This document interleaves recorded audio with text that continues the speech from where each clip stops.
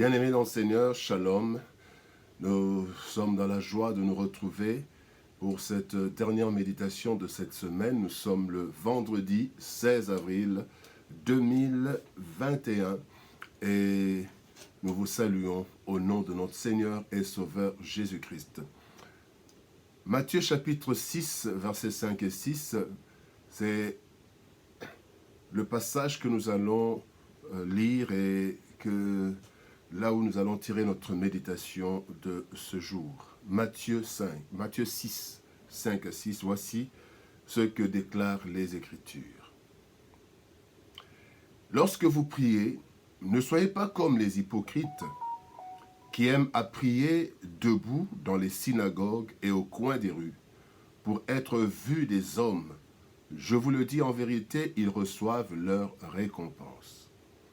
Mais quand tu pries, entre dans ta chambre, ferme ta porte et prie ton Père qui est là, dans le lieu secret. Et ton Père qui voit dans le secret te le rendra. Bien-aimés dans le Seigneur, la prière dans l'intimité. La prière dans l'intimité, tel est notre thème. Le thème de notre méditation de ce jour, vendredi 16 avril 2021. Bien-aimés, dans le comportement de plusieurs personnes, les actes sont posés en fonction des autres. Ils s'habillent en fonction des autres, adoptent des démarches selon le milieu, en fonction des autres, et parlent même en fonction des autres. Pire encore, certains prient en fonction des autres. Cela fait de nous des personnes sans vraie personnalité. Dans le texte du jour, Christ est en train de décrier cette attitude qui était particulièrement celle des pharisiens. Ils faisaient des choses pour être vus et même leur prière était spectaculaire. Debout dans les synagogues, au coin des rues, et Christ dit, pour être vu des hommes. Mais cette attitude n'est pas encore présente. Est-ce que cette attitude n'est pas présente jusque de nos jours? Bien-aimés, si l'être humain est resté le même, ses attitudes aussi sont restées les mêmes. Effectivement, l'humain étant resté attiré par la gloire, plusieurs font plusieurs choses pour être vus. Et même parfois, quand cela paraît comme si on le faisait pour le Seigneur, mais en réalité, certains le font pour que les hommes les voient. Quelle leçon tirer de cette interpellation du Christ? Nous allons tirer 4 leçons. D'abord, pour qui prions-nous? À qui adressons-nous nos prières? Avoir certaines attitudes de prière, on se croirait dans une salle de spectacle. Les gestes et même les paroles sont choisis en fonction du public. Cela offre un spectacle émouvant ou hilarant, selon les cas. Une telle prière ne s'adresse plus à Dieu, mais aux hommes. Paul dit ceci dans 1 Thessaloniciens chapitre 2, verset 4. Ainsi nous parlons, non comme pour plaire à des hommes, mais pour plaire à Dieu qui sonde nos cœurs. Paul parle de parler, nous parlons comme pour plaire à Dieu, pour plaire à des hommes, mais pour plaire à Dieu qui sonde nos cœurs. Et cela devrait en être de même pour la prière. Je peux paraphraser ce verset en disant « Ainsi nous devons prier, non comme pour plaire à des hommes, mais pour plaire à Dieu qui sonde nos cœurs. » Il faudra donc savoir que la récompense d'une prière dépend de l'attitude interne d'abord. Si nous nous concentrons sur l'extérieur, eh bien, cette prière est pour les hommes et ils nous récompenseront en nous qualifiant positivement et en nous félicitant. Christ dit dans le texte que nous avons lu, ils reçoivent leur récompense, la récompense des hommes. On va les acclamer. Cet homme, cette femme, c'est très bien prié. Oh, quelle belle prière! Et si cette prière a été faite en se concentrant vers l'extérieur pour que les autres entendent notre belle prière, notre belle voix, notre belle diction, eh bien, cela pose problème. Mais alors, si nous nous concentrons sur l'intérieur, la disposition et la sincérité de notre cœur, eh bien, cette prière est pour notre Dieu et notre récompense viendra de lui. Bien-aimés, pour qui prions-nous? Pour les hommes, comme le faisaient les pharisiens, ou pour Dieu, à qui adressons-nous nos prières? Mais alors, deuxième chose, à qui devons-nous adresser nos prières? La prière est un dialogue entre l'homme et son Dieu. Il n'y a aucun intermédiaire pour cela.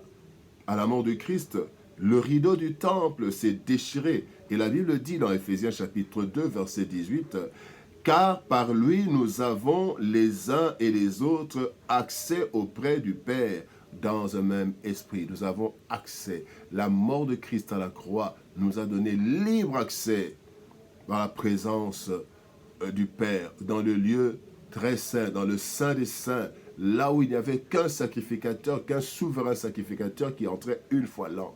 Mais nous, grâce à l'œuvre du Seigneur, nous sommes en plein, nous pouvons entrer dans la présence du Seigneur à tout moment. Et bien, par cette opération, le Christ à la croix, le chrétien s'adresse directement au Père, au nom du Christ. Jésus-Christ l'a dit à ses disciples. Il leur dit dans Jean chapitre 16, verset 26, il dit, « En ce jour, vous demanderez en mon nom, et je ne vous dis pas que je prierai le Père pour vous, non. Vous allez demander au Père en mon nom. Moi, je ne vais pas prier pour vous, parce que le Père vous connaît. Vous êtes dans la présence du Seigneur. Vous priez, vous demandez. Donc nous devons adresser nos prières au Père, au nom de Jésus. Et Jésus dit à ses disciples, je ne vous dis pas que je vais prier pour vous. C'est vous qui allez prier directement au Père. Vous allez vous adresser directement au Père, sans passer par des intermédiaires. Parce que le Père vous connaît et que je vais déjà ouvrir la voie. Parce qu'il dit, en ce jour, vous demanderez en mon nom. Donc, Christ voyait déjà l'œuvre de la croix quand le rideau allait être déchiré comme symbole de ce libre accès. En ce jour, vous demanderez. Et nous sommes dans ces jours-là où nous demandons directement au Père. Nos prières sont adressées à notre Père. Ainsi, pour qu'une prière plaise à Dieu, elle ne doit pas d'abord être appréciée des hommes, mais elle doit venir du cœur en direction de Dieu, notre Père. Et nous le faisons au nom de Jésus-Christ qui nous a donné accès libre à l'Éternel. Troisième leçon de ce texte, comment alors prier? Bien-aimés, comment prier pour éviter de prier pour les hommes? Éviter d'avoir juste une récompense humaine, une récompense des hommes sans la récompense de Dieu. Comment prier? Bien aimé, l'instinct humain de se présenter, de présenter une bonne image aux autres peut influencer notre prière. Sa sincérité peut en être affectée. Notre prière peut être influencée quant à sa forme et à son fond. Par exemple, nous avons tendance à ne pas reconnaître nos faiblesses devant les autres, n'est-ce pas? Dans la prière. Et nous leur présentons une foi solide, même lorsque celle-ci est menacée. Seigneur, je te bénis parce que tu m'as fait du bien, parce qu'on reprend l'exemple de David et on le dit pour que le voisin sache. Mais est-ce que c'est vraiment ça, ce qu'il y a dans le cœur? Voilà l'importance de cette forme de prière que Christ nous recommande, mais que plusieurs chrétiens, malheureusement, négligent.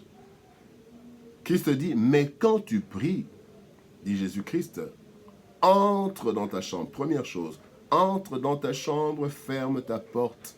Bien-aimé, ici, il s'agit d'avoir un lieu à soi-même, comme lieu de rendez-vous avec le Seigneur.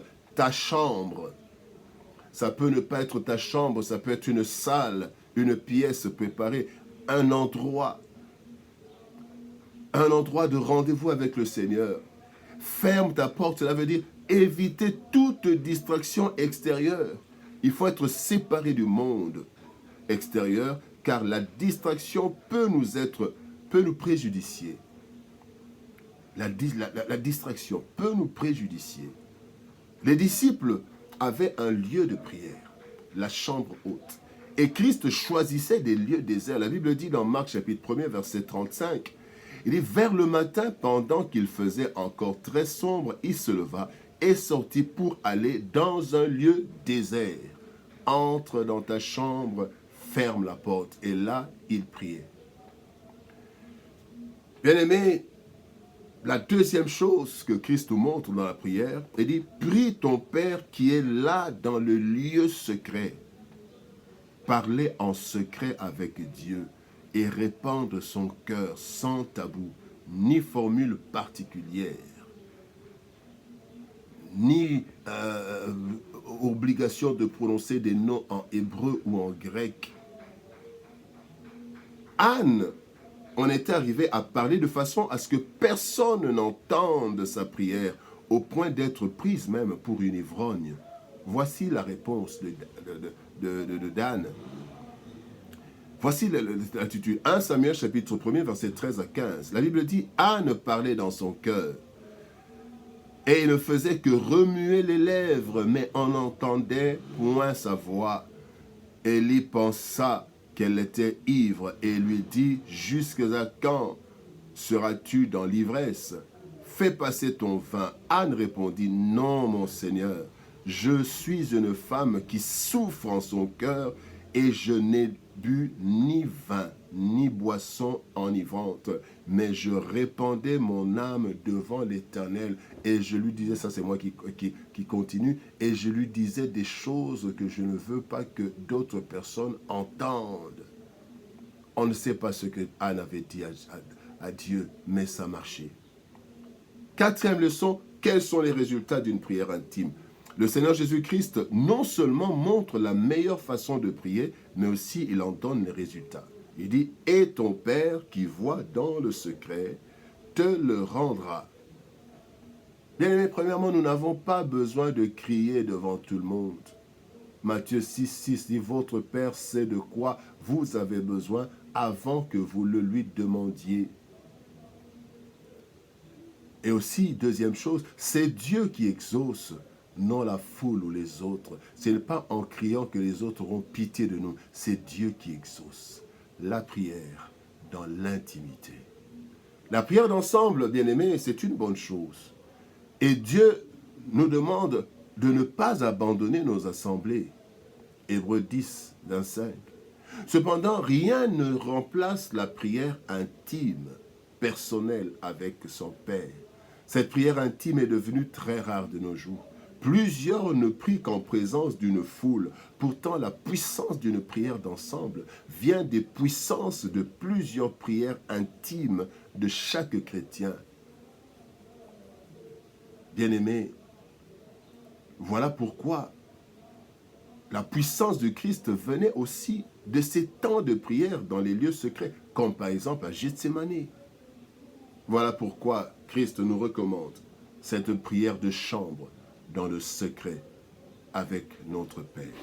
Bien-aimés dans le Seigneur, que Dieu nous bénisse. Shalom, au revoir, bon week-end et à lundi.